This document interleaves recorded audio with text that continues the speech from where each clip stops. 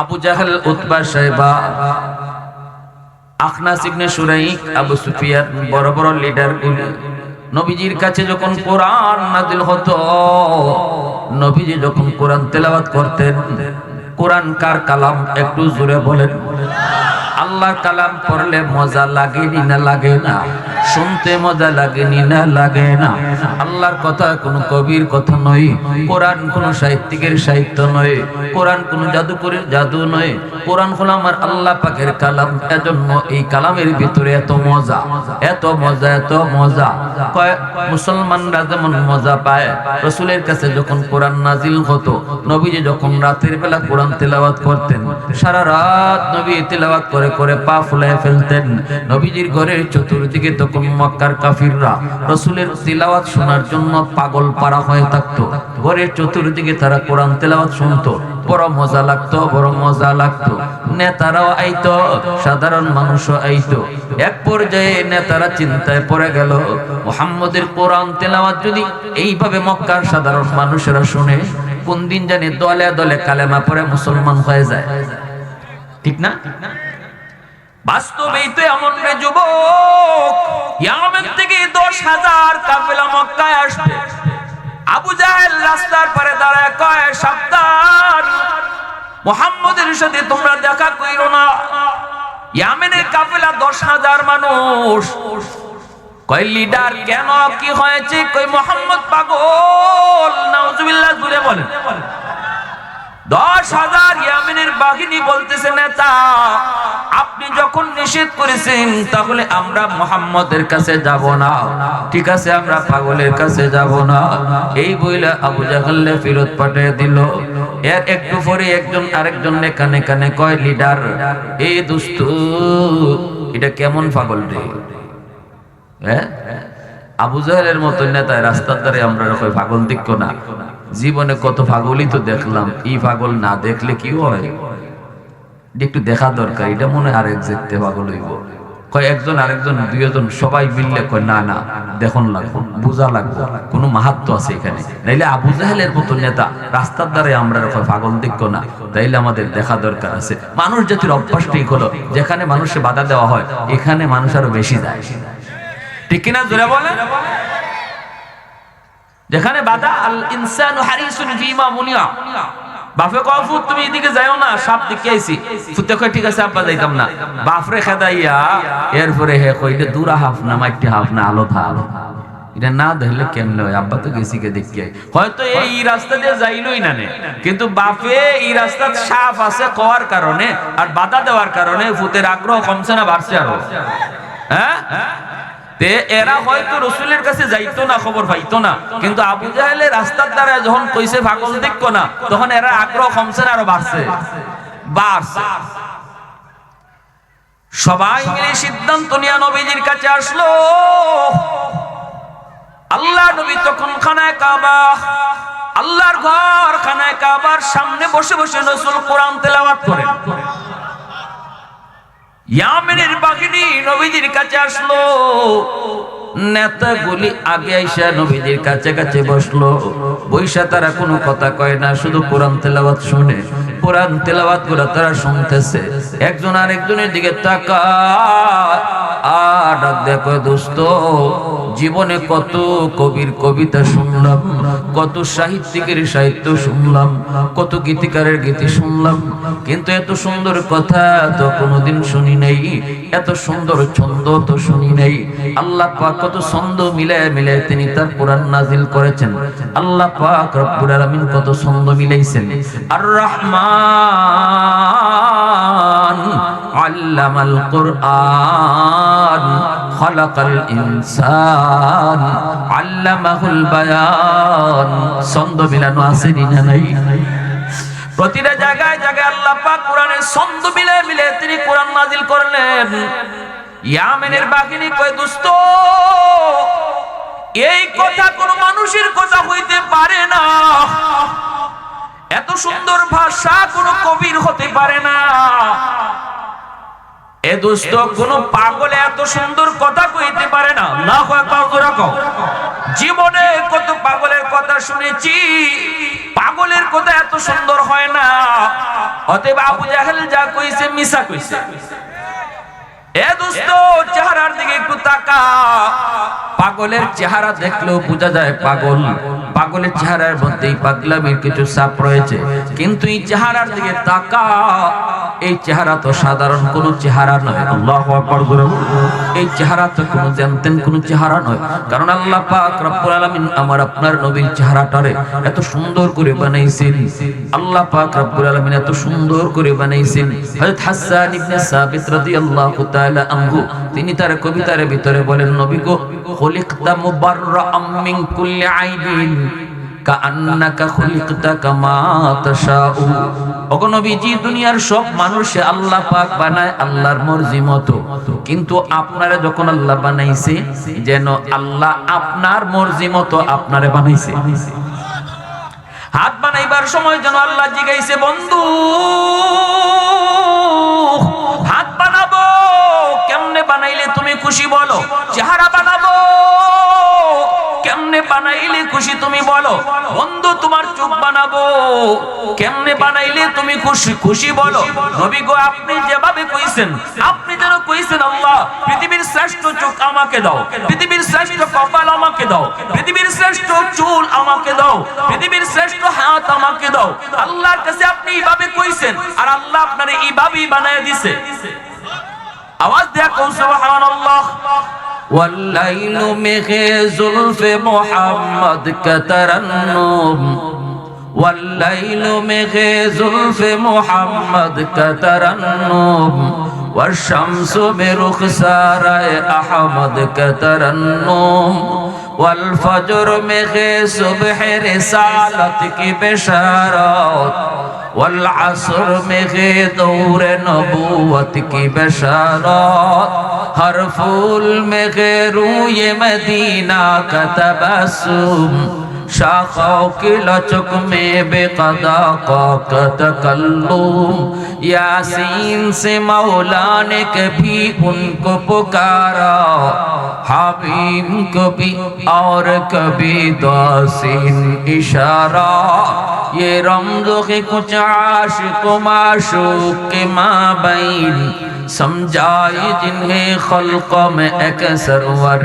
کونین، سمجھائے جنہیں خلق میں ایک سرور کونین۔ মুসলমানের আওয়াজে কও আল্লাহু আকবার। আমার ভাইরা বন্ধুরা জন্য বলতেছিলাম, আল্লাহর নবীর চেহারা দেখা ইয়ামেনের 10,000 কাফেলা একজন আরেকজনকে ডাক দিয়া কয়, দোস্ত চেহারার দিকে একবার তাকাও। কোন পাগলের চেহারা এত সুন্দর হয় না, কোন পাগলের চেহারার মধ্যে এত আকর্ষণ হয় না, এত জাদু থাকে না। অতএব আবু জাহেল যা কইছে সব মিছা কথা, পাগল এত সুন্দর কথা বলতে পারে না। অতএব আমরা দেরি করতে চাই না, যা শুনেছি ভিতরে ভিতরে তিনি আল্লাহর পয়গম্বর, এটাই সত্য। আল্লাহু আকবার। যা শুনেছি তিনি আল্লাহর পয়গম্বর, এটাই সত্য। কারণ পয়গম্বর ছাড়া এত সুন্দর কথা কেউ বলতে পারে না, কারণ এটা মানুষের কথা না, কথাটা আল্লাহর। ইনাকে যিনি নবী বানাইছে সেই মালিকের কথাটাই তিনি পড়তেছে। তাহা মা আনজালনা আলাইকাল কুরআন লিতাশকা, এইভাবেই তো তিনি পড়তেছে। এই পড়া কোনো মানুষের পড়া নয়, এই কালাম মানুষের কোনো কালাম নয়, এই কথাগুলি কোনো কবির কথা নয়, এই কথাগুলি কোনো সাহিত্যিকের কথা নয়। দিলের ভিতরে তাদের কোরআনের আজমত, দিলের ভিতরে কোরআনের প্রেম ঢুকে গেল। 10,000 ইয়ামেনের বাহিনী মায়ার নবীর হাতে হাত রেখে বলতেছে, নবী গো, আবু জাহেল যা কইছে মিছা কইছে, আর আমরা যা শুনেছি সত্য শুনেছি। আপনি আল্লাহর পয়গম্বর, আপনি আল্লাহর নবী, বিন্দু পরিমাণ সন্দেহ নাই। হাত বাড়ায় দিছি, আমাদের সবাইকে একসাথে কালেমা পড়ে মুসলমান বানায় দেন। আল্লাহ নবীর হাতে হাত রেখে কালেমা পড়ে সবগুলি মানুষ একসাথে কালেমা পড়ে মুসলমান হয়ে গেল। কোরআনের মহব্বত, আল্লাহর কোরআনের প্রেম অন্তরের ভিতরে যার জাগে, আল্লাহ পাক রব্বুল আলামিন তার কপালের ভিতরে হেদায়েত নসিব করে। উমর ফারুক শুধু কইছিলেন, বুনরে কি পড়ছো তোমরা শোনাও, কি পড়ছো তোমরা আমারে শোনাও। ওই যে কোরআনের আয়াত উমরের কানের ভিতরে যায় ঢুকলো, উমর পাগল পরা হয়ে গেলেন। কোরআনের আসর তার দিলের ভিতরে যায় পড়ছে। শহীদ উসমান হাদি হাফেজে কোরআন ছিল, দিলের ভিতরে কোরআন ছিল, কোরআনের প্রেম অন্তরের ভিতরে ছিল, যার কারণে আল্লাহ পাক হাদিকে সারা দেশের ভিতরে সম্মানী বানায় দিয়েছে। শুধু দেশ নয়, আন্তর্জাতিক ভাবেও হাদির সম্মানী বানায় দিয়েছে। হাদির সাথে তার বাপমারেও আল্লাহ সম্মানী বানায় দিয়েছে। আওয়াজ দিয়া বলো ঠিক কিনা? দিলের ভিতরে ছিল কোরআনের প্রেম, দিলের ভিতরে ছিল আল্লাহর প্রেম। ভার্সিটিতে পড়েছে, দিলের ভিতরে আল্লাহকে বসায় রাখছে। কলেজে পড়ছে, দিলের ভিতরে রাসূলকে বসায় রাখছে। কলেজে পড়ছে, ভার্সিটিতে পড়ছে, নামাজের সময় আল্লাহর কদমে সিজদা দিছে। আমরা তো সবাইকে বলি না সব মাদ্রাসায় ভর্তি হয়ে যাও, আমরা বলবো না সবাই মুফতি সাহেব হও, আমরা বলবো না সবাই হাফেজ সাহেব হও, আমরা বলবো কলেজে পড়ো, ভার্সিটিতে পড়ো, অসুবিধা নাই, কিন্তু হাদির মতো কোরআনের সৈনিক বনো, হাদির মতো নবীর আশিক বনো। দিলের ভিতরে আল্লাহকে তুমি বসাও, দিলের ভিতরে রাসূলের প্রেম ঢুকাও, কোরআনের সৈনিক হও, ইসলামের সৈনিক হও, ঠিক কিনা? একটাই কথা আমাদের যুবক বলি না তুমি মুফতি সাহেব হাফেজ সাহেব হওয়ার জন্য এখনই মাদ্রাসায় ভর্তি হও। আমি তোমাকে একটাই শুধু বলবো, মনে রেখো তুমি কলেজে পড়লো তুমি মুসলমানের সন্তান, ভার্সিটিতে পড়লো তুমি মুসলমানের সন্তান। মুসলমানই কখনো তুমি ভুলে যেও না। নির্বাচনী প্রচারের ভিতরেও তো হাদি এমন আমরা সোশ্যাল মিডিয়ায় দেখেছি, বন্ধুদেরকে বলছে, বন্ধু ওই যে মসজিদের মিনার থেকে মালিক ডাকতেছে, চলো আমরা তার কদমে সিজদা দিয়ে আসি। আল্লাহু আকবার। আল্লাহর উপর পূর্ণ বিশ্বাস, আল্লাহর উপর পূর্ণ আস্থা, আল্লাহর উপর পূর্ণ তাওয়াক্কুল নিয়ে চলতো। দিলের ভিতরে কোরআনের প্রেম ছিল বিদায় আল্লাহর সম্মানী বানায় দিল। আজ হাদি চলে গেল, কিন্তু বাংলাদেশের প্রতিটা মানুষের কলিজায় জায়গা করে নিল। হাদির জন্য যে পরিমাণ মানুষ কান্না করলো রে যুবক, এখনো কান্না করে তার কবরের পাশে যায়। সেও তো একজন যুবক, তুমিও তো একজন যুবক, সেও তো কলেজে পড়ুয়া, ভার্সিটিতে পড়ুয়া, তুমিও তো কলেজে পড়ো, ভার্সিটিতে পড়ো। হাদি যদি কলেজে পড়া, ভার্সিটিতে পড়া আল্লাহর এত বড় প্রেমিক হতে পারলো, আল্লাহর এত মকবুল হতে পারলো, তুমি কেন পারবা না? হাদি তো তোমাকে দেখায় গেছে পথ, কোন পথে হাঁটলে পরে তুমি চলে গেলেও রয়ে যাবে, তুমি মরে গেলেও জীবিত থাকবে। সেই পথটা তো যুবক তোমাকে এসে দেখায় গেছে। মরেও কিভাবে অমর হওয়া, এমন জীবন করো হে গঠন, মরিলে হাসিবে তুমি, কাঁদিবে ভুবন। কিনা জোরা বলো। এমন জীবন করো হে গঠন, মরিলে হাসিবে তুমি, কাঁদিবে ভুবন।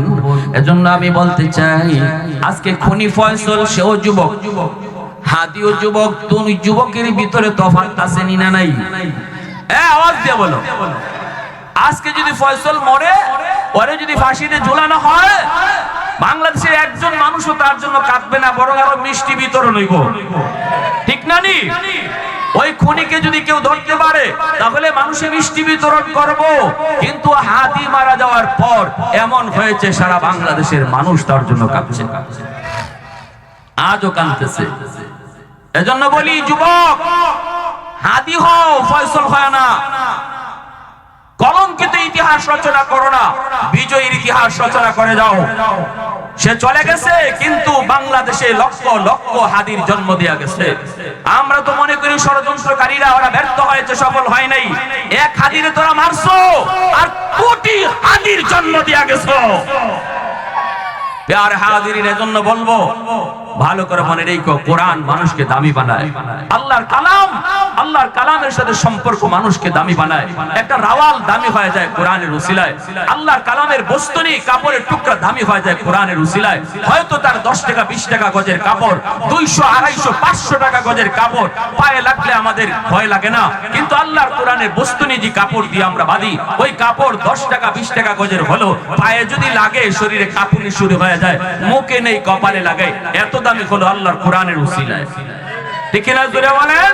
এজন্য যে মানুষটাও কোরআনের সাথে সম্পর্ক রাখবে আল্লাহ তারে দামি বানিয়ে দিবে, আল্লাহ তারে দামি বানিয়ে দিবে। রাসূল কোরআন তিলাওয়াত করেন, মক্কার মানুষগুলা কোরআন শুনতে আসে, নেতাগুলা সবাই চিন্তায় পড়ে গেল, একে একে শব্দ কালেমা পড়ে মুসলমান হয়ে যাবে, তাড়াতাড়ি এটা বন্ধ করো। আইন জারি করলো, মুহাম্মদের কোরআন তেলাওয়াত আর শোনা যাবে না, শোনা যাবে না।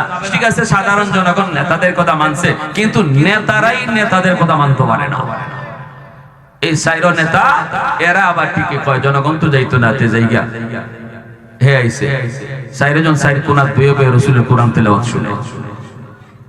আবু জাহেলের বলে রাসূলের তিলাওয়াত না শুনলে ঘুম ধরতো না, আবু সুফিয়ানের বলে ঘুম ধরতো না। ফজর কাছে গেল, আকাশ অন্ধকার একটু চলে গেল, এমনি একটা আরেকটারে দেখি লাইছে, কই কি রে তুই এখানে কেন? কয় আমি এখানে কেন? এটা পরে কই তুই কেন লাগেছিস? হে দেখো তো তুই কেন আইছিস? কয় আমি তো ভাবছি কি হইতো না যখন আমি যাই। হে দেখো তো আমিও তো ভাবছিলাম কি হইতো না যখন আমি যাই। তো এখন এরা সাইরো নেতা কয় এটা যদি আমাকে নেতাদের খাসলত হইতো জনগণকে বুঝ তুমি কি আমরা যদি পুরা বাটফার কইব, তো এক কাম করো আর আইও না। এখন আইতাম না যে ঘুমে ধরন কেমনে, তেলাওয়াত না হলে দি ঘুমায় না, ঘুমে ধরন কেমনে? কয়েক কাম করো, নজর ইবনে হারিসের কাছে চলো, বহুত বড় ব্যবসায়ী। কোরআনের বিকল্প কোন একটা নিয়ে বাইর করা যায়, কোরআনের বিকল্প। কোরআন তেলাওয়াত শুনলে তো আমরা মজা লাগে গেছে, এখন এটার বিকল্প একটা বাইর না করলে আমরা এটার থেকে ছুটতাম পারতাম না। যেমন যারা বিড়ি খায়, বিড়ি খাওয়ার বিকল্প একটা আগে বাইর করার লাগে, যদি বিড়ি সারবার হয়। ওই যে ইতিহিতা জিঞ্জার বিঞ্জার কিন্তু বাইরেছে না, এরকম কিছু খায়, বিকল্প একটা বাইর করে। ওই যে সুদের লেনদেন যারা করে, সুদের লেনদেন যারা করে, এরারে হুট করে সুদ থেকে বা সুদ যারা সুদে মানুষের কাছ থেকে টাকা আনে, এই সুদের টাকা আনতে আনতে হে অভ্যস্ত। এখন বিপদ পড়লেই যদি সুদ করে কাছে না যায় তাহলে চলতো কেমনে? তারও তো একটা বিকল্প বাইর করণ লাগে। এজন্য কিছু হৃদয়বান মানুষ তারা কিছু কর্জা টেকা নিয়ে বয়া থাকে, যে সুদ করে ধরো না গিয়া আব্দ আমার ধরো বিপদ ফিরে আমি তারে কর্জা দিলাই মনে, কিন্তু বেটা কর্জা দিলে পরে এটা আরেক জ্বালা শুরু হয়, এই কর্জা টেকা আর তুলতে পারে না। এটা আছে না নাই? কর্জা টেকা তুলা যে কঠিন, যার কারণে সমাজে কর্জা উঠে গেছে। সুন খাইয়া মুখ তুললে দুধ দেখলে ডরায় না, নিয়ে মাতন না খেলে যে নেয় কর্জা হে এটা যার দেওয়ান লাগবো এটা জানোই না। হের বাড়ি যাইতে যাইতে জুতা খয়, এরপরও হে নাই বাড়ি ঘুমোতে কেউ হয় খাপা ঘুমা দিছে। অমিসিং এক জায়গা তো আজ করলে খালি বয়ানকে খাওয়ানো বইছি, এমনি এক মুরব্বী মানুষ বাজান রে একটা কথা কইছে আজকে, বাজান আজকে 5 বছর ধরে আমার এক দোস্তের কাছে 5000 টাকা পাই, আমি যে বিপদ আছি কিন্তু হে লাগালই পাই না। হে যে কতবার আমি হুনতাছি, আমি দরজাত খারাইয়া হুনতাছি, হের পুত্রে কইতেছে খো আব্বা ঘুমাই দিছে, পাই না। বাজারে একদিন পাইছি বন্ধুরা লই আসি চা খায়, তা আমি দোস্ত ইয়া আল্লাহ দোস্ত তুই বিপদে পড়ছিলাম আমি দিছিলাম, এখন আমি বড় বিপদ আছি দোস্ত আমার টাকাটা দে না। যেখানে মন সেখানে টেহা চাইলে এখানে, এটা কি টেহা চাইবার জায়গা? আমার কি মান ইজ্জত নাই? ইজ্জত তোলার করে ইজ্জত তোলার কি করে? আমার কি মান নাই, ইজ্জত নাই? এতগুলো মানুষের সামনে আমার কাছে টেহা চাইছো, তোমার মতো কম দামি নিয়ে দেখেন কি যা পিক আপ লইতেছে। পরে কয় আমি কি মইরা গেছি? ওই বাটফার বলতে বাটফারি কথাই না, আমি কি মইরা গেছি তোমার টাকা লইয়া? তো তখন কইলাম বাদান তুই কোন দিন মরবে একটু আগের দিন আই মনে কথা ঠিক না নি? আমি কি তোর টাকার কবর লইয়া কবরে গেছি গা, কিছু কোন দিন কবরে যাইবে দিনটা কইলা, এর আগের দিন আইমো, এর আগে একদিন হয়তো কোন বাটফারি কইতে আর ওই কথা কোন দিন মরবো, তিনটা বাটফারি কথা না। এমনি হের দুষ্ট রে তুমি তো বড় সাংঘাতিক মানুষ, আমরা এখানে বন্ধু বান্ধব চা খাইতেছি, তুমি এখন টাকা চাইতেছো, এটা কি টাকা চাওয়ার জায়গা? কঠিন খারাপ আচরণ করছো, চরম একটা অভদ্র ব্যবহার করছো, তুমি এখানে কেন টাকা চাইছো? তখন বেটা কইতেছে বাবা আমি পুরা ডরাই গেছি গে, আর সবে আমার ইবাদত ধরছে। পরে কইতেছে বাজান রে ভুলে গেছি গা। ও বাজান ভুলে গেছি, তখন কিতা করণ কো? কয় কিতা করণ মানে জরিমানা দিবা জরিমানা। কয় কেমনে? কয় আমরা যে চা খাইছি 250 টাকা বিল, এটা জরিমানা দিয়ে দাও। আমার পাওনা টাকা চাইতে গিয়ে 250 জরিমানা দিয়েছি।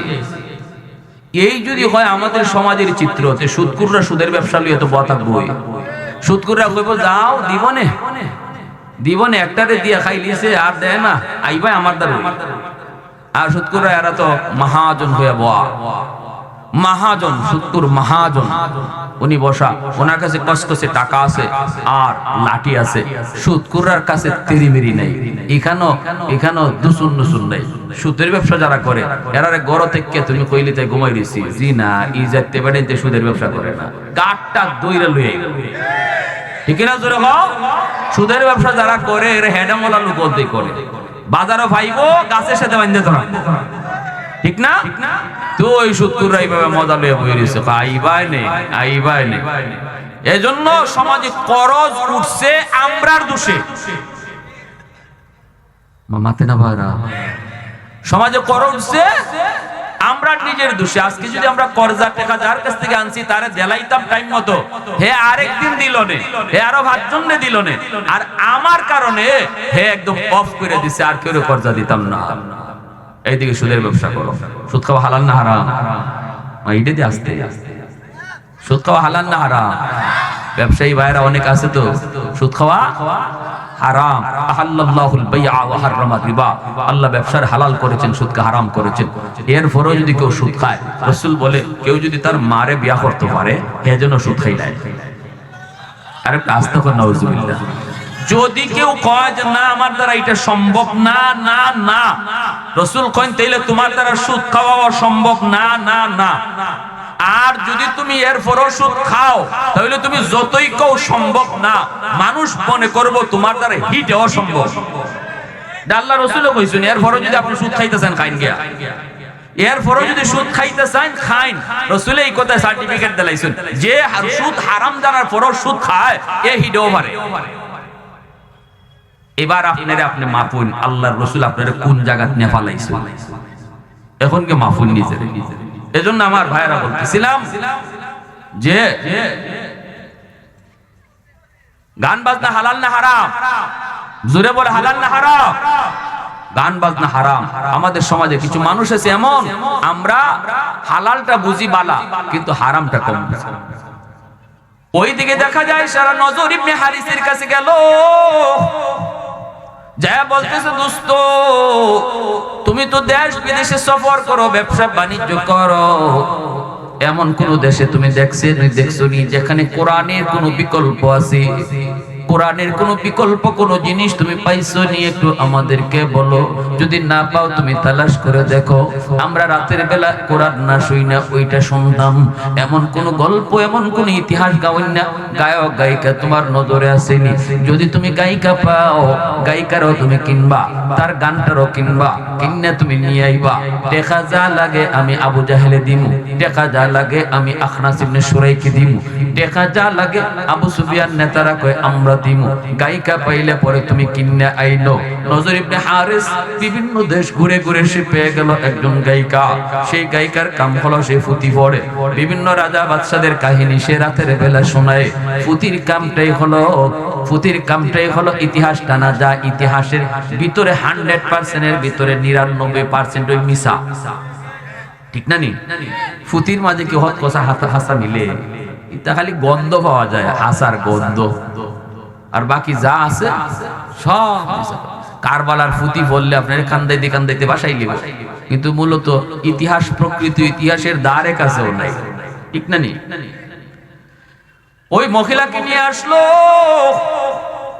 এখন দেখা যায় ওরা দল বান্ধা, মক্কার নারী পুরুষ ওই পুঁথি তারা তো শুনে। এখন তারা ওই পুঁথিটা পুঁথি শুনতেছে, মানুষদেরকে কোরআন থেকে মুখ ফিরায় নিছে। এজন্য আল্লাহ পাক রব্বুল আলামিন তখনই এই আয়াতটা আল্লাহ নাজিল করলেন, বন্ধু তুমি বলে দাও মানুষের ভিতরে কিছু মানুষ অহেতুক আজে বাজে কথা তারা কিনে আনে আল্লাহর পথ থেকে মানুষকে ফিরিয়ে দেওয়ার জন্য। এখানে যেমন ভাবে আবু জাহেল মানুষকে কোরআনের পথ থেকে ফিরিয়ে দেওয়ার জন্য গানের আবিষ্কার করেছে, পুঁতির আবিষ্কার করেছে, অহেতুক গল্প গুজবের আবিষ্কার করেছে, আল্লাহ পাক বলে এগুলার উদ্দেশ্য হলো কোরআন থেকে মানুষকে সরায় দেওয়া। অতএব বর্তমান যুগে যত গান বাজনা রয়েছে রে যুবক, গানের প্রতি যারা আসক্ত হয় 100% এরা কোরআন থেকে সরে যায়। তখন কোরআন কিন্তু ভালো লাগবে না। যারা গানে মজা পাইলিছে এর কাছে কোরআন তেলাওয়াত অসহ্য লাগবে। এটা আপনি মানলে মানুষ, না মানলে নাই। এটা আল্লাহর কথা, রাসূলের কথা। গান বাজনার কুফলের ভিতরে একটা কুফল হইলো, বড় ধরনের কুফল হইলো, গান বাজনায় যারা আসক্ত এর কাছে কোরআন অসহ্য লাগে, কোরআন তেলাওয়াত ভালো লাগে না। এরপরে আল্লাহ রাসূল বলেন গান বাজনার আরেকটা কুফল হলো আল-গিনা ইউমবিতুন নিফাক ফিল কলব। গান বাজনা অন্তরের ভিতরে নিফাক বানায়, নিফাকের জন্ম দেয়। গান বাজনায় যারা আসক্ত হয় দেখবেন কিছুদিন পরেই কইব কোরআনের কোন জায়গায় গান হারাম। বুঝছেন? ওই মুনাফিকি লইছে, কোরআনও আছে গান বাজনা হারাম। আল্লাহ দি নিজেও কয়, আল্লাহ বলে নাচে, সূরা নাস পড়ে বেঈমানের বেঈমান। ওই একটা বন্ড আছিল না কিছুদিন আগে বাইরেছে, এটার নাম কি জানি? আবুল সরকার। এরার গান রে জানি কি জাত গান কয়? বাউল।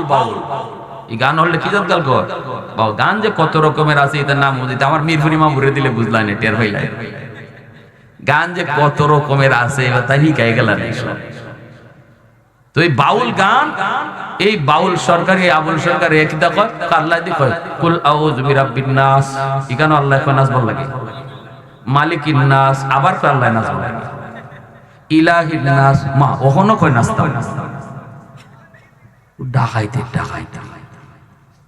কত বড় বাটফারের ব্যাপার চিন্তা করছে। হ্যাঁ, তো মুসলমান হওয়ার পরেও যারা গানের প্রতি আসক্ত হয়ে যাব এ খালি ইতা খুঁজবো। এজন্য রাসূল কয় গান বাজনার কুফল হইল গান যে বেশি বেশি শুনবো এক পর্যায়ে এসে মুনাফিকের খাতায় নাম লেখে। লা ইলাহা ইল্লাল্লাহ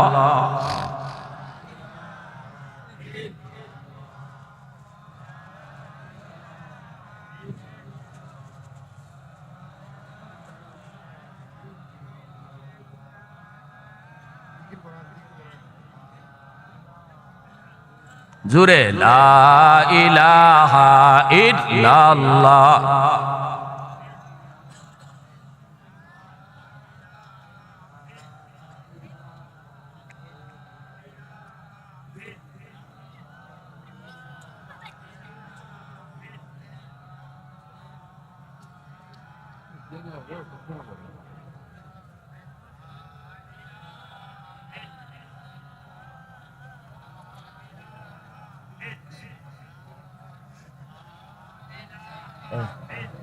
পরবর্তী মেহমান আইছেন, হ্যাঁ একটু আইন কি দাওয়া যেন এটা অত দেরি।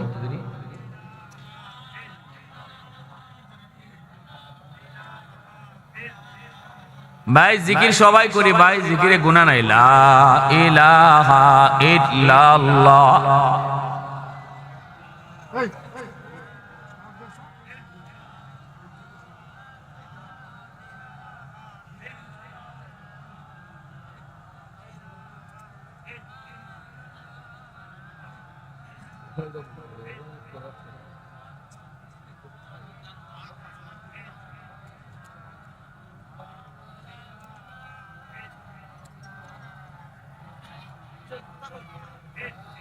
লা ইলাহা ইল্লাল্লাহু মুহাম্মাদুর রাসূলুল্লাহ।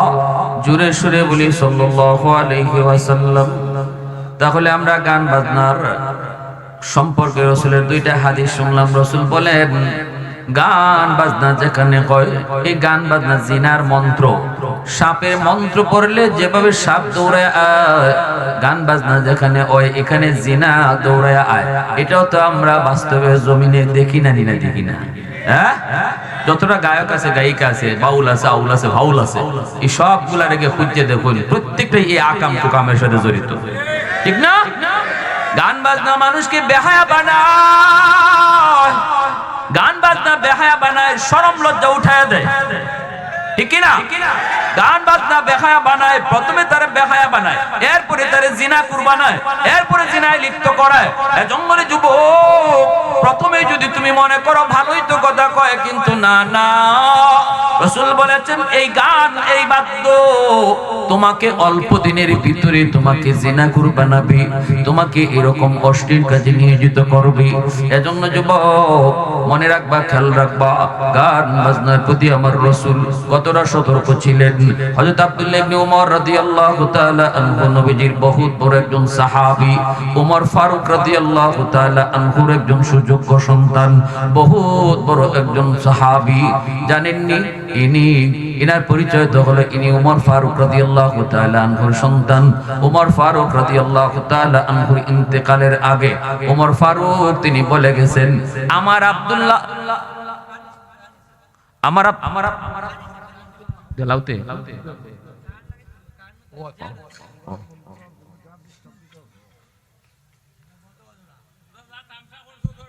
না না না, একটু সময় লাগবে তো। ভাইয়েরা, বন্ধুরা, মনে রাখবেন আব্দুল্লাহ ইবনে উমর বহুত বড় সাহাবী। উমর ইন্তেকালের আগে বলছেন, জীবিত থাকতেই বলছেন, আমার ইন্তেকালের পর, আমি দুনিয়া থেকে বিদায়ের পর আমার আব্দুল্লাহরে কেউ তোমরা খলিফা বানায়ো না। আল্লাহু আকবার জোরে বলো। বাপে পুত্রে কইয়া যায়, মানুষে কইয়া আমার পুত্রে প্রেসিডেন্ট বানায়ো না, প্রধানমন্ত্রী বানায়ো না, আমার কাদো যে জোয়াল তোমরা দিছো এটা যেন লইয়া আমি আল্লাহর কাছে কোন রকম আজিরা দিতাম পারি। আমি চাই না ই জোয়াল আমার বংশের আর কারো কান্দ পড়ুক। আর আমরা মাথা না গেলে কাগজে লাগলে কি কয় জানে, ওই যে কি রেজিস্ট্রি যদি করণ লাগে, যে আমার পরে আমার ফুল, এরপরে আমার নাতি, এরপরে আমার ফতি, এভাবে আমরা রেজিস্ট্রি করতে রাজি আছি, ঠিক না? কিন্তু হযরত ওমর বলতেছেন, আল্লাহর দোহাই তোমরা আমার পুত্রে আমার পরে খলিফা বানায়ো না। আমি চাই না আমার পরে আমার বংশের আর কেউ ইজ্জত লইয়া আল্লাহর দরবারে হাজিরা দেয়। এত ডরাইতেন হযরত ওমর, কারণ অনেকেরই মনের ভিতরে এরকম ধারণা ছিল, ইনি এমন যোগ্য একজন সাহাবী ছিলেন যে হযরত ওমর রাদিয়াল্লাহু তাআলা ইন্তেকালের পরে, ওমরের পরেই মনে হয় আব্দুল্লাহ ইবনে ওমরকে খলিফা বানানো হবে। মানুষের মাঝে গুঞ্জন আছিল, এরকম না যে উনি যোগ্য না, উনি 100% যোগ্য ছিলেন। এজন্য হযরত ওমর এটা টের পাইছেন, ইনি টের পাইলেন যে ওনার চলে যাওয়ার পর মনে হয় ওনার পুত্রকে মানুষে খলিফা বানাই নিব। তখনই হযরত ওমর এটা ভবিষ্যৎবাণী করে নিষেধ করে গেছেন, সাবধান, আমার পুত্রে তোমরা জিগাইবা, পরামর্শ নিবা খলিফা কারে বানানি যায়, বাট আমার পুত্রে কেউ খলিফা বানাইবাই না। আল্লাহু আকবার জোরে বলে। এর নাম হলো ইসলাম, ঠিক না? আর আমরা সিয়ারও বইলে বোঝা যায় ফাসাদ লোকে আটা লাগি যায়, এটা ছাড়তে রাজি হয় না। কিন্তু তারা যত দায়িত্ব থেকে দূরে থাকতে পারতেন। আব্দুল্লাহ ইবনে ওমর রাদিয়াল্লাহু তাআলা আনহু সাহাবী হযরত নাফে ওনার ছাত্র তাবি, ওনাকে নিয়ে তিনি যাইতেছেন একটা রাস্তা দিয়া, আর হযরত আব্দুল্লাহ ইবনে ওমর একটা বাজনার আওয়াজ শুনছেন, গান বাজনার একটা আওয়াজ। যেই মাত্র আওয়াজটা শুনলেন, শোনা মাত্রই তিনি দুই কানের ভিতরে দুই আঙ্গুল যাইতে ঢুকাই দিয়েছিলেন। দুই কানের মধ্যে দুই আঙ্গুল এভাবে যাতা দিয়া ধরছেন। দুই রাতি রাস্তা দিয়ে তিনি যাইতেছিলেন, রাস্তা বদলায় ফেললেন, অন্য রাস্তা দিয়ে তিনি নাফিকে নিয়ে চলতে লাগলেন। যাইতেছেন তখন কানের ভিতরে আঙ্গুল তিনি ঢুকায় রাখলেন। অনেক দূর যাওয়ার পর নাফিকে বলতেছেন, বাবা এখন কি কোনো আওয়াজ শোনা যায় নাকি? কয় না হুজুর, আর কোনো আওয়াজ শোনা যায় না, কোনো আওয়াজ শোনা যায় না। তখনই তিনি আঙ্গুলটা কান থেকে বের করছেন, আল্লাহু আকবার। আর বলছেন, আমি যে আমলটা করেছি এটা আমি আমার রাসূলকে নিয়ে একদিন মদিনায় চলতেছিলাম, ইহুদি একটা পাড়া দিয়া যাওয়ার সময় যখনই রাসূলের কানে এমন একটা গান বাজনার আওয়াজ আইছে, তখনই সাথে সাথে আমি যেমন করছি রাসূল এমনটাই করেছিলেন। আল্লাহু আকবার জোরে বলেন। এজন্য বলি যুবক, আজকে গান বাজনা তুমি মত্ত হয়ে গেছো, বিয়ার আসরের মধ্যে তুমি গান বাজনা নিয়ে আসো। এই মুসলমানের বিয়াটা ছিল বহুত বড় ইবাদত, এই বিয়াটাকে গান বাজনা আইনা বাজাইয়া এই ইবাদতের বস্তুটারে আমরা গুনার বস্তু বানাইতেছি। মাটি পর্যন্ত কাঁপে, কি জাত গান যে বাইরিছে, হ্যাঁ? মাটি পর্যন্ত কাঁপে। যে বিয়াটা ছিল ইবাদত, যে বিয়াটা ছিল বরকতের, যে বিয়াটার উপরে আল্লাহর উপর পূর্ণ ভরসা নিয়ে তুমি সংসার শুরু করতে যাচ্ছ, কারণ এই মেয়েটার সাথে তোমার জীবনে সুন্দর মিল হবে কি হবে না, সংসার সুন্দর হবে কি হবে না, তুমি জানো না? জানেন কে? যে আল্লাহর উপর তুমি এতটাই ভরসাশীল, ওই আল্লাহকে নারাজ করে তুমি তোমার বিয়া করতেছো। কেমন করে এই বিয়াতে তোমার বরকত হবে? সন্তানও কেমন করে তোমার কাছে বরকতি সন্তান আসবে? এত হুজুর কে ওয়াজ করে না, কে ওয়াজ করে? আব্দুল করিমের গান হইনা দেখেন, সব ওয়াজ গানের ভিতরে হারাই দিছে। বেটা কি জাত মজাটা পাইছে। রাসূল কয় ওয়াতালাজ্জুযু বিহা কুফরুন, গান হইনা যদি কয় বাপরে কাইছে রে, রাসূল কয় এর ঈমান হয়ে গেছে, এর কি গেছে গিয়া? ঈমান হয়ে গেছে গিয়া, এর কুফর হয়ে গেছে। আল্লাহ পাক রব্বুল আলামিন জান্নাতে জান্নাতীদেরকে নিয়ে বইসা বলবে, কারা দুনিয়াতে গান শোনো নাই, আমি আল্লাহ আজকে তোমাদেরকে গান শোনাবো।